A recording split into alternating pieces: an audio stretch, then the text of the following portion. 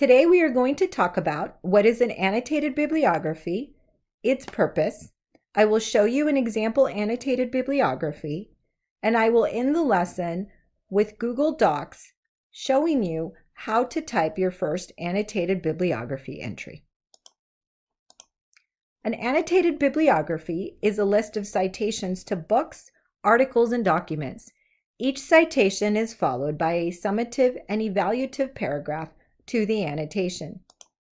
The purpose of the annotation is to inform the reader of the relevance, accuracy, and quality of the sources used. An annotated bibliography is meant as a research tool to keep track of your sources and how you will use each in the writing of your research paper or essay. Here is an example annotated bibliography. An annotated bibliography contains 3 parts. Part 1 is your works cited. Part 2 is your summary paragraph. In this section, you provide a brief synopsis of the source. Part 3 is your evaluative paragraph. Here is where you show how this source will help shape your writing assignment and how you plan to use it in your research paper or essay. In our classroom, we will be using this graphic organizer to help you keep track of your sources and be ready to write your annotated bibliography. Our graphic organizer contains all 3 parts. As you can tell, here is your works cited, or part 1. Here is part 2, your summary paragraph. And here is part 3, your evaluative paragraph. All you will have to do is copy and paste each section into your Google Drive doc. Here we are in our Google Doc.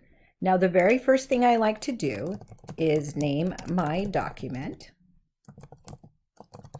Next, it is really important that you use the correct font size, so change your font size to 12 and Times New Roman. Also, make sure that you have everything double spaced. Next, you are going to insert your header. So you go to header and page number, and then page number, and you go to this one right here that has the number up at the top right corner. Then I hit the left arrow and you go ahead and you type your last name. You click outside of that, and now you type your first and last name, followed by your instructor's name, the title of your course, and then you type the date, the month, and the year. Then you are going to type your title, so you need to center it. I am going to type Annotated Bibliography. And oftentimes, right next to that, you're going to type your research topic or your essay topic. Then you need to left align, and in this section here, you need to copy and paste your works cited in alphabetical order. Now here, I am going to go ahead and copy and paste my very first works cited. Now you have to make sure that this is tabbed in. Here, I am going to type my summary paragraph of this source here. Now remember, your summary paragraph should be between 150 to 200 words, providing a synthesis or summary of this source. Directly underneath that, you are going to type your evaluation paragraph.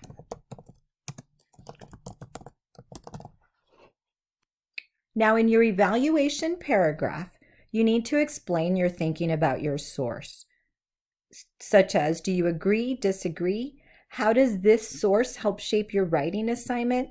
And how do you plan to use this source in your writing? Now here is my completed annotated bibliography. As you can tell, here is my works cited using correct MLA Style 8. This section here is my summary paragraph. And this last paragraph here is my evaluation paragraph. Now, An annotated bibliography contains several sources. Please be sure that all of your sources are in alphabetical order and that they contain your summary paragraph and evaluation paragraph. Also, be sure to have these hanging indents. If you need help in how to create hanging indents, please do some research online, as there are several videos that show you how to do that. Thank you very much, and I hope that now you have a better understanding of an annotated bibliography, its purpose, and how to set one up.